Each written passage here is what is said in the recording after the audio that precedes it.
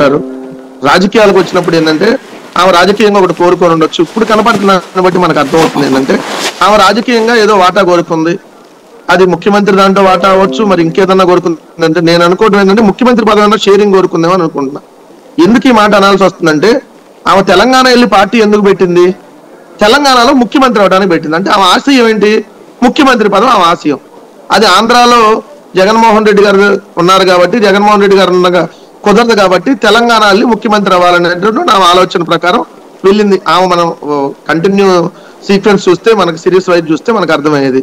ఆమె తెలంగాణలో నేను ముఖ్యమంత్రి అవుతా, రాజన్న రాజ్యాన్ని స్థాపిస్తా, రాజన్న బిడ్డగా ఈ మట్టి సాక్షిగా మీకు మాటిస్తున్నా, నేను ఆడబిడ్డని ఈడబిడ్డని, సో నేను మొత్తం ఇక్కడే చదువుకున్నా, మొత్తం ఈ స్టోరీ అంతా చెప్పేసి నేను తెలంగాణ బిడ్డని, తెలంగాణలో ఖచ్చితంగా వైఎస్ఆర్టీపీ అధికారంలోకి వస్తుంది, ముఖ్యమంత్రి అవుతా అని చెప్పింది. అది తిరిగి 2 నెలలకే, అంటే అది ఆ ఎలక్షన్స్ అయిపోయింది, తెలంగాణ ఎన్నికల్లో ఓటు వేసింది, ఓటు వేసి 1.5 రోజులైంది. 1.5 రోజులకి ఆంధ్ర వచ్చేసి నేను ఇక్కడే పుట్టే జమ్మలమడుగులో, అసలు నేను తెలంగాణ బిడ్డనేంటి, తెలంగాణలో పెళ్లి చేసుకున్నంత మాత్రం నేను తెలంగాణ బిడ్డను అయిపోతానా, అది మా ఆయన ఊరు, ఇది నా ఊరు అంటున్నాను. రేపొద్దున ఇది అయిపోయి ఆంధ్ర కూడా వదిలేసి కర్ణాటక పోయి, మా కర్ణాటకలోనే వ్యాపారాలు ఉన్నాయి, కర్ణాటకలో ఇల్లు ఉంది, సో లేదంటే మా ఆయన దేశవ్యాప్తంగా పెద్ద మత ప్రచారకుడు కాబట్టి ఈ దేశం మొత్తం నాదే అని కర్ణాటకలో ఒక రోజు, లేదంటే ఇంకేమన్నా మహారాష్ట్ర పోయి ఇంకో రోజు, కాంగ్రెస్ తరపున మరి ఇట్లా ప్రచారం చేస్తారేమో, లాంగ్ రన్ లో ఇట్లా కూడా జరిగిద్దామో చూద్దాం. నేను ఒకటి స్పష్టంగా అంటుంది ఏంటంటే ఆస్తులకు సంబంధించినటువంటి విషయాల్లో ఒక కుటుంబానికి సంబంధించి, అంటే రాజశేఖర రెడ్డి గారు ఒక కుమార్తెగా, రాజశేఖర రెడ్డి గారు కొడుకుగా ఎంత ఇద్దరికి రావాల్సిందో దాన్ని క్లియర్, అంతవరకు అయితే ఏ సమస్య లేదు.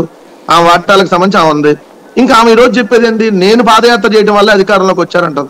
ఆమె పాదయాత్ర చేసింది ఇప్పుడు 2014 ఎన్నికల కంటే ముందు కదా, 14లో అధికారంలోకి రాలేదు మేము. 2019లో జగన్మోహన్ రెడ్డి గారు పాదయాత్ర చేసి ఆయన దగ్గర ఎమ్మెల్యేలు 23 మంది వెళ్ళిపోయినా ఆయన ఒక్కడిగా నిలబడి మాకు లక్షలాది మంది కార్యకర్తలు వల్ల మేము అధికారంలోకి వచ్చాం. కార్యకర్తల కష్టం, జగన్మోహన్ రెడ్డి గారి కష్టంతో మేము ఇచ్చిన మేనిఫెస్టోని ప్రజల్లోకి తీసుకొని వెళ్ళాం, ఇది మేము అధికారంలోకి వచ్చి చేస్తామని చెప్పాం, మేము అధికారంలోకి వచ్చాం. ఆమెనేదో మేము వాడుకున్నాం వదిలేసామంటే, ఇప్పుడు ఒక ఎమ్మెల్యేగా ఒకరు పోటీ చేస్తారు సార్, ప్యానల్లో ఉన్న కృష్ణానీల్ గారు పొద్దున ఎమ్మెల్యేగా పోటీ చేశారు అనుకోండి, కృష్ణానీల్ గారు భార్య తిరుగుతారు, కృష్ణానీల్ గారు బిడ్డలు ఇద్దరు ప్రచారానికి తిరుగుతారు, ఇంకా వాళ్ళ బంధువులు అన్నదమ్ములు ఉంటే వాళ్ళు కూడా డోర్ టు డోర్ ప్రచారం చేస్తారు. అంత మాత్రాన కృష్ణానీల్ గారు భార్యకు పిల్లలకు వాళ్ళందరికీ రాజకీయంగా పదవులు ఇవ్వాలంటే సాధ్యమయ్యేటటువంటి పరిస్థితి, లేదంటే వాళ్ళకు కూడా దాంట్లో ఎమ్మెల్యేకి వాటా కావాలి, ఎమ్మెల్యేలో నువ్వు 5 సంవత్సరాల పాటు దాంట్లో మాకు 2.5 సంవత్సరాలు వాటా ఇవ్వంటే సాధ్యమయ్యేటటువంటి అంశమా? ఆమె టార్గెట్ ఈజ్ ముఖ్యమంత్రి.